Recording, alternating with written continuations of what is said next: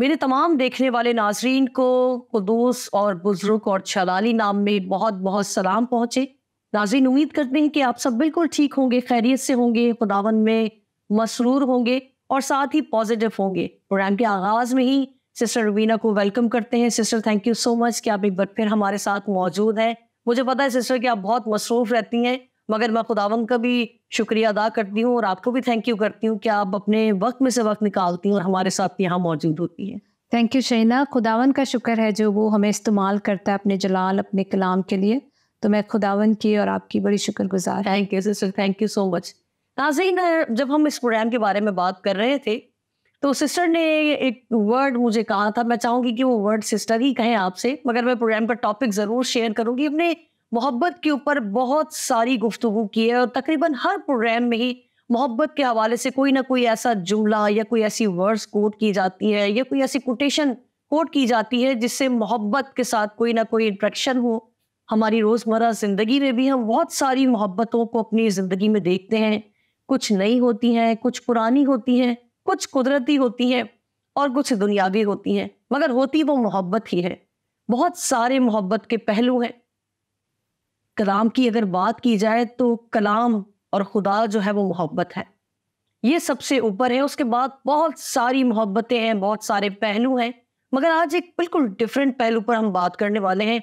और मुझे नहीं याद पड़ता कि मैंने इस पहलू पर शायद कभी बात की हो, मगर ये सिस्टर रुबीना ही है जो आज इस नए पहलू पर बात करेंगी और मैं भी सीखूंगी और आप भी सीखिएगा कि वो कौन सा पहलू है जिस पर हमने अब तक गुफ्तगू नहीं की। जी सिस्टर, मैं चाहूंगी वो कौन सा पहलू है जिस पर आप आज बात करना चाहती हैं। जी शहीना, मुझे खुद बहुत अच्छा लगा क्योंकि आजकल के जिस तरह से नौजवान हैं और जिस तरह आपने कहा कि मोहब्बत, खुदावन मोहब्बत है, कलाम मोहब्बत है, उसकी बातें मोहब्बत हैं और हम जो यहाँ पर हैं हम उसकी मोहब्बत है जो उसने हमें तख्लीक किया अपने लिए। तो लेकिन मैं कहती हूँ अगर मोहब्बत की इंतहा देखनी है ना तो फिर सलीब पे हमें नज़र आती है। तो लेकिन जिस तरह से हम दुनिया में देखते हैं, माशरे में देखते हैं, बहुत सारी मोहब्बतें हैं और उस मोहब्बत को हासिल करने के लिए ना लोग बड़े जुनूनी हो जाते हैं, बहुत अंधे हो जाते हैं। और मेरे ज़हन में जो इस पैगाम का जो टॉपिक था ना वो था मोहब्बत का ज़हरीलापन, कि वो ज़हरीला कब हो जाता है। तो वो जब ज़हरीला होता है ना तो वो बहुत सारे लोगों की ज़िंदगियों में ना जहर घोल देता है। और ये जो मोहब्बत है, मैं नहीं समझती कि हम इनको इस चीज़ को, इस एहसास को, इस वाक़े को मोहब्बत कहें। मैं इसको अगर सीधा-सीधा कहूँ ना तो वो लस्ट है। क्योंकि अगर ये मोहब्बत जो है, जो हासिल करने वाली मोहब्बत है, आप देखें जो दुनिया का खालिक और मालिक है उसने हमें पाबंद नहीं किया, उसने हमें हमारी आज़ाद मर्ज़ी पे छोड़ा है कि जो चाहे आप चूज़ करना चाहते हो। मुझे चूज़ करना है तो अब्दी ज़िंदगी का ताज तुम्हारे लिए है, दूसरे को चूज़ करना है, आप देखें वो तो हम पे इख्तियार रखता है ना, उसने तो हमें बनाया है, उसने हमें पाबंद नहीं किया। लेकिन आजकल की जो मोहब्बत है या वो मोहब्बत जो ज़हरीली हो जाती है, जो सिर्फ हासिल करना चाहती है और वो किसी भी तरह से चाहती है, उसके सामने फिर कोई भी चीज़ रुकावट नहीं बनती है। ना मज़हब रुकावट बनता, ना खुदा, ना माँ बाप, ना कोई और रिश्ता उनके सामने रुकावट बनता है। वो ज़हरीली मोहब्बत बस चाहती है कि मुझे ये चीज़ हासिल हो जाए, मैं इसको किसी भी तरह से हासिल कर लूँ। तो मेरे ज़हन में इमसाल 22 बाप और उसकी 24वीं और 25वीं आयत थी और यहाँ पे यूँ लिखा है, मैं इसको पढ़ लेती हूँ क्योंकि मैंने इसे लिखा है। गुस्सावर आदमी से दोस्ती ना कर और गज़बनाक शख्स के साथ ना जा, मबादा तो उसकी रविशों को सीखे और अपनी जान को फंदे में फंसाए। आप देखें आशिक बड़ी तरह के होते हैं, ठीक है, वो गुस्से वाले भी होते हैं, इतने तंग नजरी वाले होते हैं कि फिर वो अपने बहन भाइयों से भी वो उनको कहते हैं कि आप कतरा जाएं, आप इस तरह से नहीं मिले, आप उस तरह से नहीं मिले। मतलब वो एक किस्म का अंधापन है, वो जुनून की हद तक हो जाता है। वो मारने और मरने पे तुले रहते हैं, मगर वो कहते हैं कि ये मेरे हाथ से ना ये चीज़ ना जाए। मगर मुझे इस मोहब्बत की गलत तरीके से लोग हासिल की हुई मोहब्बत को मोहब्बत समझते, मगर वो मोहब्बत नहीं होती। ना वो ज़्यादा टाइम तक चल सकती है, ना वो आपके साथ टिक सकती है। आप देखिए कुछ लम्हों की, कुछ दिनों की, कुछ सालों की मोहब्बत पे आपके अगर अगर हम मोहब्बत का खुदा के बाद मोहब्बत के पहलू को देखते ना, तो हमें वो माँ बाप में नज़र आता है। ठीक है, हमारी हज़ार गलतियों, हज़ार खामियों, हज़ार ख़ताओं के बाद भी वो हमारे गुनाहों पे पर्दा डालते रहते हैं। ठीक है, और ये मोहब्बत है पहला करंथियों का 13वां बाब जो है, जो खुदा ने हमें मोहब्बत सिखाई है। ये मोहब्बत वो है जिसके बारे में लिखा है, मोहब्बत तो सब कुछ सह लेती, मोहब्बत तो पर्दा डाल देती, मोहब्बत तो हासिद नहीं होती, वो जलसी नहीं करती है, वो किसी भी तरह से आपको बदनाम करना नहीं चाहती है। वो चाहती है कि आप प्रॉस्पर हों, जिस तरह खुदावन यीशु चाहते हैं कि हम प्रॉस्पर हों, हम खुदावन में बढ़ते चले जाएं, हम किसी भी तरह से कमी और घाटों में ना रहे, हम गिरे हुए ना रहे। वो हमें उठाने वाली मोहब्बतें या खुदा की हैं तो या फिर हमारे माँ बाप की। मगर जिसका जिक्र इमसाल की किताब हमें बता रही ना, ये ऐसे आशिकों की मोहब्बत है जिसमें हमारी बेटियां या बेटे फंस जाते हैं और फिर वो वहाँ तक पहुँच जाते हैं जहाँ कलाम हमें बताता है कि ना हमारे जुए में ना जुते। अब यहाँ पर ना मुझे एक मोहब्बत याद आ रही है, और वो है हासिल करने वाली मोहब्बत, और वो है 2 शमूएल 13वां बाब, उसकी पहली दूसरी आयत को अगर हम पढ़ते हैं ना, तो यहाँ पे अमनून और तिमर की मोहब्बत का जिक्र हो रहा है। और ये तिमर नहीं कर रही मोहब्बत, ये जो दाऊद बादशाह का बेटा है, और वो अपने दिल में जब उसने देखा है, और ये मोहब्बतें देखने से होती हैं, ये मोहब्बतें साथ रहने या महसूस करने वाली नहीं है। आपने किसी को देखा, आपको अट्रैक्शन आई है, आपको क्रश हुआ है, आपने उसको हासिल करने के लिए शुरू कर दिया है। अब अमनून जो है, ये अपनी ही बहन के, जो उसकी दूसरी माँ से बहन हुई है, उसी की मोहब्बत में गिरफ्तार हो गया और अब वो उसको हासिल करना चाहता है। तो अब वो हासिल किस तरह से करता है? अब आप देखें, हमारे बच्चों को भी जो दुनिया में जा रहे हैं, पढ़ रहे हैं, काम कर रहे हैं, हमें हर वक्त अपने बच्चों को गाइडलाइन देनी चाहिए। अक्सर हमें अपने बच्चों को अपने साथ बिठा कर चाय पे या वैसे बैठे या टीवी देखें साथ बैठ के, ताकि हम अपने बच्चों के साथ ज़्यादा अच्छा वक्त गुजार सकें और उनको बताएं कि मोहब्बत कैसी है और हमें किन लोगों के साथ करनी है और हमें किन लोगों से बचना है। और फिर आप देखिए कि इस शख्स ने ऐसे एक आदमी से, जब वो पूछता है कि तू इतना कमज़ोर क्यों हो रहा है, तू क्या वजह है, तू दुबला पतला होता जा रहा है, क्या गम तुझे खा रहा है, लोग पूछते हैं ना। जब कोई बच्चे खामोश हो जाते हैं तो वो फिर माँ बाप को नहीं बताते हैं, फिर वो ऐसे लोगों को बताते हैं जो शरारती लोग हैं, जो भांप लेते हैं कि कुछ गड़बड़ है, वो भांप लेते हैं, उनको खुदा की तरफ से कुछ इलाम नहीं होता, वो भांपते हैं। ऐसे लोग बहुत ज़्यादा होशियार होते हैं। तो वो उससे सलाह मांगता है जो उसके बाप ही को नापसंद करता है। अब वो उसको बताता है कि ऐसे ऐसे है, मुझे तो तिमर से मोहब्बत हो रही है, मैं चाहता हूँ तिमर मेरे पास आए। तो वो अब उसको सलाह देता है कि तू फिक्रमंद क्यों होता है, तू बीमारी का नाटक कर ले, तू बीमार हो जा और वो तेरी बहन जो है वो तेरे पास आके तेरा काम वाम करने शुरू हो जाएगी। और वो इस सलाह पर अमल करता है, और जब फिर वो ये ड्रामा रचाता है, अपने बाप तक बात को पहुँचाता है, तो बाप के तो वहम गुमान में भी नहीं होता कि ये दोनों बहन भाई हैं और ये तो कुछ भी नहीं, ऐसी कोई बात नहीं। वो अपनी बेटी को भेज देता है कि जाके भाई की खिदमत कर। तो वो खिदमत करने के लिए आती, लेकिन वो दरवाज़ा बंद कर लेता है और उसको बेआबरू करता है। फिर उसकी बहन रोती है, क्योंकि उसने, आप देख लें उसके माइंड में कैसी एक जंग चल रही थी। उसने किसी चीज़ को हासिल करना था। अब जिस तरह हम कलाम में पढ़ते, जिस तरह हमने एक प्रोग्राम किया, हमने उस पहाड़ को तोड़ने का, उखाड़ने के बारे में हमने सीखा। अब अमनोन के पास कोई ऐसा सलाहकार नहीं था जो उसको बताता कि ये रवैया बिल्कुल भी अच्छा नहीं है, वो तो तेरी बहन है, और अगर तुझे कोई ख्वाब या ख्याल सता रहा है उसके लिए, तो तू यीशु के नाम से उसको ब्रेक कर, ठीक है? तो उसके लिए दुआ कर ताकि ये ख्याल आपकी ज़िंदगी से जाए, क्योंकि इंसान होते हुए दुश्मन आपके पीछे लगा रहता है। और जिस तरह पैदाइश की किताब में लिखा है कि दुश्मन जो है, शैतान जो है, गुनाह जो है, तेरे दरवाजे पर दुबका बैठा हुआ है। तो गुनाह, इन्हीं बातों को गुनाह कहते हैं। मगर बहुत सारे लोग हैं, मुश्किल बात तब है, गज़ब तब है कि जब हम गुनाह को गुनाह ही नहीं समझते हैं। उसने इस बात को नॉर्मल लिया, उसने कहा ये चीज़ तो कुछ भी ऐसी नहीं, क्योंकि वो कौन सा, मेरी माँ से पैदा हुई है, बाप तो एक है मगर माँ तो दूसरी है। फिर उसको सलाह भी ऐसे आदमी की मिल गई जो उसके बाप का है ही उसके खिलाफ है। तो उसने फिर उसी तरकीब पे अमल किया और उसने अपनी बहनी को बेआबरू किया। फिर उसकी बहन उसको कहती है कि अब तूने मुझे बेआबरू कर लिया तो मुझसे शादी कर, तो वो कांधे उचका देता है। बहुत सारे जुनूनी लोग हमें नजर आते हैं कि जब वो गलत काम कर लेते हैं तो फिर वो कांधे उचका लेते हैं, मैंने कुछ गलत नहीं किया, ठीक है, ये तो मेरे दिल में था, या ये तो मेरी मर्जी थी, ये ऐसी कोई गलत बात नहीं, तू भी बस उठ जा और जा, कुछ भी ऐसा नहीं हुआ।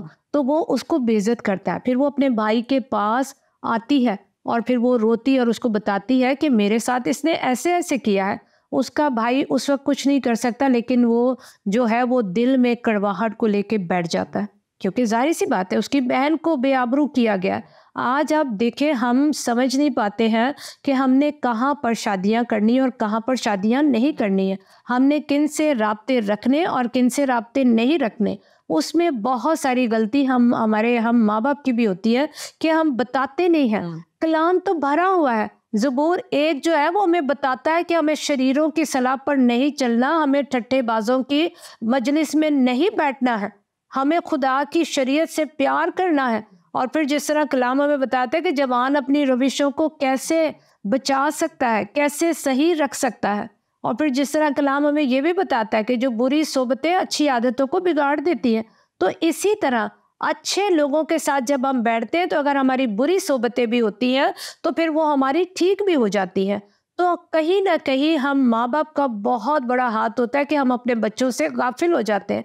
आप देखें, जब दाऊद से गुनाह हुआ है वो खुदा की तरफ ही रिपेंडिंग के लिए आ रहा है, वो खुदावन ही से माफ़ी मांग रहा है, उसने किसी और से माफ़ी नहीं मांगी। उसको पता है मेरी माफ़ी, मेरी मखलसी, मेरी खलासी देने वाला खुदा ही है, और अगर मैं माफ़ी नहीं मांगूंगा तो ये गुनाह में मैं और ज़्यादा धंसता चला जाऊंगा। तो आज आप देखिए, हमें सिर्फ क्या करना है कि हमें सिर्फ लेना है, हमें सिर्फ हासिल करना है, जिस तरह इस नौजवान ने हासिल किया। और फिर क्या हुआ, जब उसने हासिल कर लिया, बहुत सारी मेरी बहनें बेटियां देखती होंगी, बहुत सारी मैं काउंसलिंग भी करती हूँ, मेरे पास ये चीज़ें आती हैं, शायद इसलिए खुदावन ने मुझे फजल दिया कि मैं इस पर बात करूँ कि बातों में नहीं आना है। हमारी बच्चियाँ जिस तरह नर्सिंग में हैं और जिस तरह 2 बड़े हमारे सरकारी हॉस्पिटल हैं, वहाँ पे बड़ी किस्से कहानियाँ हैं और मेरा बहुत जाना होता है, मेरे पास भी लोग आते हैं, बहुत जाना होता है। तो खुदारा, मैं कहती हूँ अब बस हो जाना चाहिए, ये सिलसिला स्टॉप हो जाना चाहिए। बहुत सारे खुदा के खादिम, जो खादिम है, जो खुदाम है, अब तो वो आपको पूरी बाइबल में से वर्सेस निकाल के बताते हैं। जिस तरह अज़राया की किताब में हमें वाज़िया तौर पे मिलता है, अज़राया ने तो शादीशुदा लोगों की शादियां छुड़वा दी, वो तो रोने बैठ गया, वो अपनी दाढ़ी नोचने बैठ गया, वो राख और खाक में बैठकर वो रोता ही चला जा रहा है कि मेरे खुदा की नस्ल, मेरे खुदा की कौम गलत हो गई है। आज हम गलत चीज़ को समझते नहीं हैं। आज हम समझते हैं इसके पास लग्जरी है, इसके पास गाड़ी है, बस हमें वो चीज़ें नज़र आती हैं, और बेशक बाज़ दफ़ा हमें दूसरी चीज़ें भी नज़र आती हैं, लेकिन ज़्यादा चीज़ कौन सी नज़र आती है, इसके साथ मैं शादी में ना खुश रहूँगी, मैं अपने माँ बाप की भी हेल्प कर सकूँगी। एक बहन ने खुदा की खादमा है, जब उसकी बेटी ने गैर कौम में शादी की तो उसने मुझे बड़े आराम से ना एक जवाब पेश कर दिया कि देखिए, हमें कलाम में मिलता है, आस्तर ने भी, आस्तर कैदी थी, ठीक है, वो कैदी होकर उस बादशाही में आई थी, उस महल में आई थी, और फिर आस्तर का मुकाबला आप कैसे कर सकते हैं? आस्तर का मुकाबला तो तब होना, खुदावन हमारी बेटियों को भी फजल दे कि उसने दुआ से, रोजे से और खुदा में कायम रहते हुए, अपने भाई की सलाह के साथ चलते हुए, उसके भाई ने उसको तंबी की थी, अपनी कौमियत जाहिर नहीं करना, उसने उस बात को पकड़ लिया। आज कितने बच्चे हैं जो अपने माँ बाप की बातों को पकड़ते हैं कि हमने गैर कौमों में काम करना है मगर उनके घर नहीं बसाने, हमने गैर कौमों के साथ काम करना है मगर खुदावन में रहते हुए अपना उठना बैठना, अपना चाल चलन, जिस तरह कलाम में बताता है, अपना चाल चलन ऐसा पाक रखो कि लोग आपको देखें कि हाँ, ये कोई मसीह बहन बेटी है। हमारा किरदार ऐसा होना चाहिए, और ये नहीं कि हासिल कर लें, हासिल कर, कब तक आप इस चीज़ को अवेल कर सकते हो। पिछले दिनों एक प्रे रिक्वेस्ट आई, और वो गरीब सी घराने से थी बेटी, वो कहीं काम करती थी, किसी बड़े अमीर आदमी से उसकी शादी होगी, अब 4 बेटियां हैं उसकी, मगर वो उस दौलत ने उसको पागल कर दिया, हुआ नशेई बना दिया, हुआ अकेलेपन का नशे, वो अपनी बेटियां ले गया उसकी रविशें देख के। आखिरकार को हमारी बेटियों को क्या बोल दिया जाता है? जो बोल दिया जाता है वो आपको भी पता है, मुझे भी पता है, और सुनने और देखने वालों को भी पता है। मुझे बोलने की ज़रूरत नहीं है। आखिर में जो बोला जाता है वही कुछ आज भी है, वही कुछ पहले भी होता था। तो हमें पर्दों में नहीं छुपानी बात को कि जी आस्तर को देखना है तो फिर तो आपने पूरी तरह से, क्योंकि आप एक खादमा है, वो फिर आस्तर की तरह सामने आए तो हम सब उसको सलूट करेंगे कि शुक्र है खुदावन का कि आस्तर किताब में से निकल कर जिस्मानी तौर पे हमारे घरों में, ठीक है, हमारे घरों में हमारी आस्तर पैदा हुई है, रूत पैदा हुई है, दबूरा पैदा हुई है। तो ये जो मोहब्बत जहरीली तब बनती है जब उसमें लालच आ जाता है, जब आप लालच में आ जाते हो, चाहे वो बड़ा है छोटा है, चाहे वो गैर कौम का है, चाहे वो गुस्से वाला है, चाहे वो शक्की है, आपको ये सारी चीज़ें पहले नज़र नहीं आ रही होती क्योंकि आपका माइंड सेट हुआ होता है उस अमनून की तरह। उसने माइंड सेट किया हुआ था, उसने कहा कुछ भी होता रहे, बाद में मैं निपट लूँगा। बाद में क्या हुई? मौत हुई। जाहिर सी बात है, जो काम उसने किया था उसके भाई ने उसको बख्शा नहीं। अब बाप परेशान हुआ, लेकिन जाहिर सी बात है ऐसे कड़वे बीज खुदा उखाड़ कर फेंक देता है। मगर उस जिंदगी का क्या जो खुदा ने आपको दी है। और हम में जितने भी बच्चे पैदा हो रहे हैं, होते रहेंगे, वो सब के सब मिशनरी हैं, खुदा का एक पैगाम लेकर आ रहे हैं। ज़रूरी नहीं कि उसके लिए आपको खादिम बन जाना है या खादिम बन जाना है, या फिर आप किसी खादिम के घर में पैदा हुए हो तभी आपने मिशन का काम करना है। जो खुदा ने हमें मिशन दिया है उसको हमने अपनी ज़िंदगी में पूरा करना है। तो हम माँ बाप की ज़िम्मेदारी इस दौर में तो और ज़्यादा हो जाती है कि हमें अपने बच्चों के साथ किस तरह से वक्त गुजारना है और किस तरह से हमने अपने बच्चों को तालीम देनी है कि हमने किस तरह इस कौम में रहते हुए इस कौम का मुकाबला करना। हमारे किरदार से वो जानेंगे। और बाज़ दफ़ा पता है क्या होता है, ये भी अभी नई तालीम ही है कि मैं इसलिए शादी कर रही हूँ कि उसको भी यीशु के पास ले आऊं। ठीक है, ये नई तालीम। और फिर वो माएँ वो भी बड़े फ़ख्र से कहती है कि अच्छा है, चलो कोई ये आपकी जेब है, ये आपकी शर्मिंदगी है जो आप छुपा रहे होते हो, जिसके लिए आप पर्दे डाल रहे होते हो।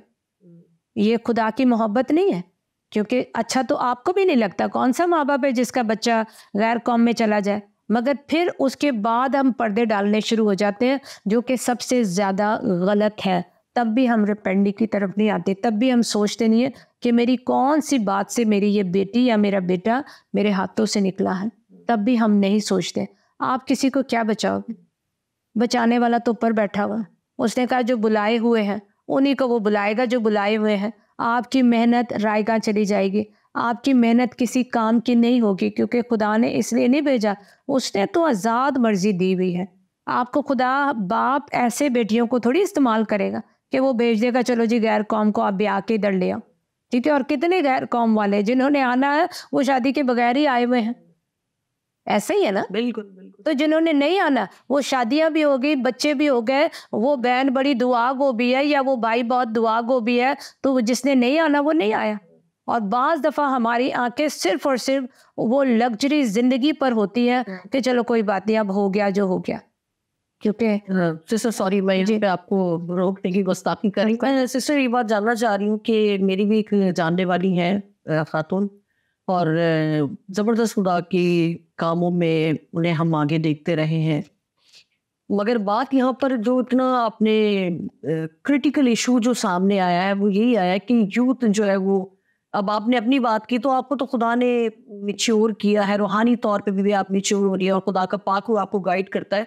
बच्चे फौरन इस ट्रैप में फंस जाते हैं क्योंकि वो इतने स्ट्रांग नहीं होते। यकीनन पेरेंट्स की गलती है कि उनका टाइम खुदा के साथ स्पेंड करवाने में वो फेल रहे। मगर ऐसे खादमीन भी हैं, ऐसी खादमाएँ भी हैं जो खुद तो स्ट्रांग ही मगर उनके बच्चे गैर कौम की तरफ चले गए। मैं जिसकी बात आपसे कर रही हूँ उसकी बेटी भी मेडिकल कॉलेज में मेडिकल पढ़ रही थी, वहाँ पर ही किसी लड़के के साथ अंडरस्टैंडिंग हुई है उसकी, और उसकी माँ को भी सब कुछ पता था, मगर उसको ये पता था कि वो उसके ऊपर काम कर रही है, वो उससे कलाम सिखा रही है। मगर वही आपकी वाली बात को मैं सेकंड करूंगी कि उसको सिखा रही थी मगर सीख खुद गई वो बच्ची, और बड़ी ज़बरदस्त वो बच्ची जो है ना ट्रांसलेटर थी और ट्रांसलेट करती थी बाइबल की, क्योंकि आपको पता है जब फॉरेनर्स आते हैं तो पाकिस्तान में होते हुए ट्रांसलेटर चाहिए होता है, कोई नहीं समझ सकता वो इंग्लिश। तो बहुत अच्छी बच्ची थी, ज़हीन और मुझे पर्सनली बहुत अच्छी लगती थी, वो बच्ची बहुत मेहनती थी, मगर जब उसका ये रूप मैंने देखा तो मैं बहुत शॉक्ड हो गई थी। और वो इकलौती बेटी है अपने माँ बाप की, 2 भाइयों की, एक ही बहन और बहन बड़ी है।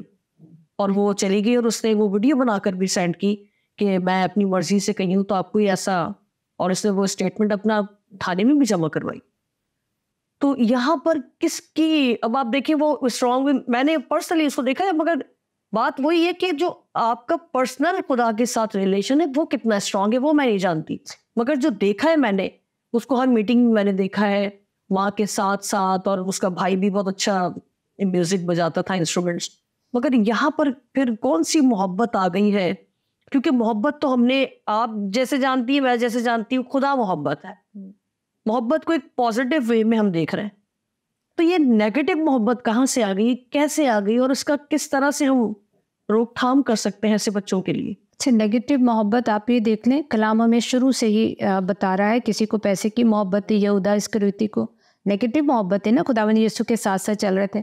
मगर एक पॉइंट जो इतना ज़बरदस्त है, जो अभी मेरे जहन में आया, आप ये देखें कि बुजुर्ग मूसा जब वो शहजादी के घर में आ गया है, उसका बेटा भी बन गया है, आप उसकी माँ और उसकी बहन की होशियारी और दिलेरी देखें। जब उस माँ ने पानी में बहाया है तो वो पानी में नहीं उसने बहाया, उसने खुदावन के हाथों में दिया है। कोई भी माँ इतनी दिलेर नहीं होती कि वो एक पिंजरा सा बना दे और एक टोकरा बना के बहा दे।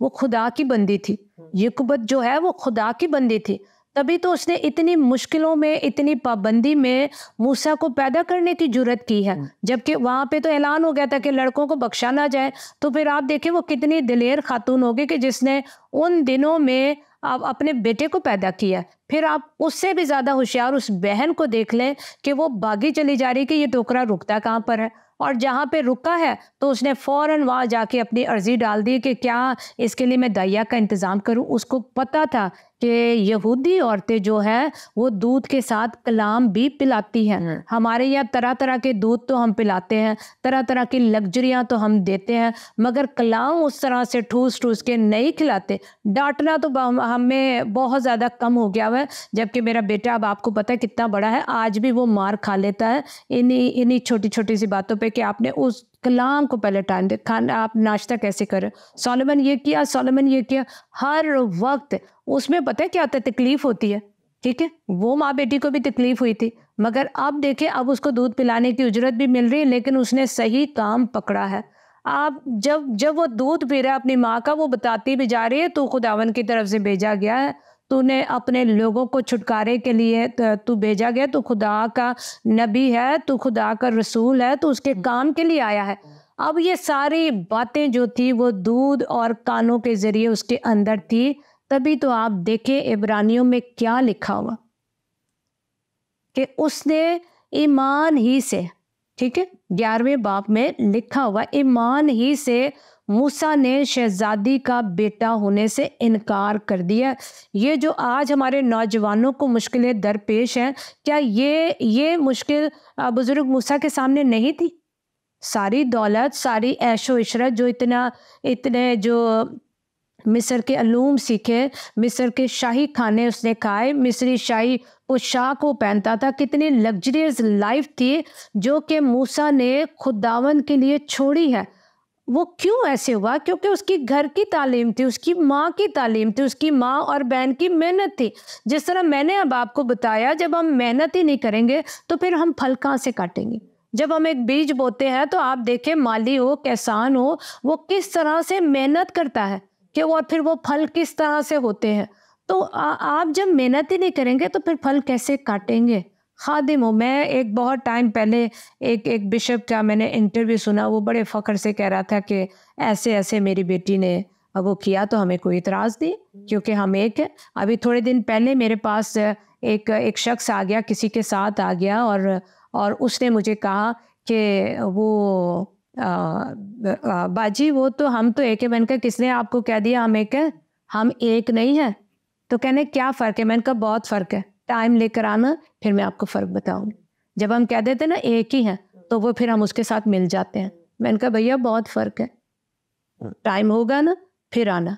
इतने से टाइम में मैं आपको कुछ नहीं बता सकती, बस इतना बता दिया कि बहुत फ़र्क है। जब आप सब्जी खरीदते हो ना, 1 किलो खरीदनी होती है, चाहे वो 50 की हो, 100 की हो, बड़ा देखते हो। आप गौर करो कहाँ पे खड़े हुए, बहुत फ़र्क है। आए मैं आपको फ़र्क बताऊंगी। जब हम कहते हैं कुछ फ़र्क नहीं, फ़र्क है, तो फिर तो आप यीशु की कुर्बानी का, उसके जी उठने का, सब चीज़ों को एक साइड पे लगाते हो और आप उनके साथ मिल जाते हो। कोई फ़र्क नहीं, क्योंकि हम दुनिया को खुश कर रहे होते हैं। तो सबसे बड़ी दर्शगाह, तरबियतगाह माँ है। जैसे मेरी बेटी ब्राज़ील में है, वो वहाँ के कानून का बताती है कि बाप की बड़ी ज़िम्मेदारी है वहाँ पर। जब बाप काम से आ जाता है ना, फिर माँ आज़ाद हो जाती है। फिर वो बाप जो है ना, वो ओवर ले लेता है। जिस तरह काम वाले एक आता है, नाइट वाला आता है, तो डे वाला चला जाता है। उसने कहा माँ ऐसे होता है यहाँ पर। तो आप देखिए वो किस तरह से अपने बच्चों को, अब जैसे वहाँ का माहौल है, अब उन्होंने फैसला कर लिया कि हम अपनी बेटी को घर में ही तालीम देंगे, स्कूल में नहीं भेजेंगे। और बाहर के अक्सर मुल्कों में जो है वो बच्चों के लिए जो मसीह माँ बाप है, वहाँ पे बोला जाता है। मुझे भी नहीं पता था, मैं तो कहती थी क्रिश्चियन पैदा हुए तो क्रिश्चियन है। उसने कहा नहीं माँ, क्रिश्चियन अलग है और ये कैथलिक अलग है, या वो जो भी वो कहना चाह रही थी वो अलग है। तो मैंने कहा कि कहने लगे जो यीशु की सारी तालीम पर अमल करते हैं ना, उनको वहाँ पे मसीह बोलते हैं। और इस तरह के क्रिश्चियन पेरेंट्स जो हैं, उन्होंने घर में ही अपने बच्चों को तालीम देना शुरू कर दी, क्योंकि स्कूलों की तालीम अब बहुत ज़्यादा ख़राब हो गई है। जी, तो आप देखें सबसे पहली दर्सगाह मैं और आप हैं। हमने अपने बच्चों को कितना टाइम दिया और कितना नहीं दिया, तो उसी हिसाब से आपको रिजल्ट मिलेगा कि आपने क्या किया है। आमीन आमीन आमीन। Thank you sister, thank you so much. नाज़रीन, टॉपिक बहुत सेंसिटिव था। कहने को तो अभी भी बहुत कुछ है, मगर दुआ यही है कि खुदा सबसे पहले हमें यानी पेरेंट्स को जो है वो अकल और दानाई दे, क्योंकि अगर आप खुदा के साथ पैवस्त हैं, जुड़े हुए हैं, तो आपके बच्चे ऑटोमेटिकली खुदावन में मसरूर होंगे, मजबूत होंगे और उन्हें कोई हिला नहीं सकेगा, क्योंकि आपने उनकी तरबियत खुदावन में रहते हुए की है। जिस तरह कलाम मुकद्दस में बहुत सारी माओं ने ज़बरदस्त सूरमा तो पैदा किए ही थे, मगर उनकी तरबियत भी कलाम मुकद्दस के मुताबिक की है। खुदा करे कि हम खुदा के कलाम पर मनवन अमल करने वाले हों, उसको समझने वाले हों, उस पर अमल करने वाले हों और पाक उनकी गाइडेंस से अपने बच्चों में, अपने आने वाली नस्लों में कलाम मुकद्दस को ईमानदारी के साथ ट्रांसफ़र करने वाले हों, ताकि हमारी नस्लें बर्बाद ना हो, इब्लीस के हाथ में ना पड़े, बल्कि खुदा के जलाल के लिए इस्तेमाल हो। इसी दुआ के साथ इजाज़त दीजिए, फिर मिलेंगे नए प्रोग्राम में, इसी वक्त इसी जगह। खुदा हाफिज़।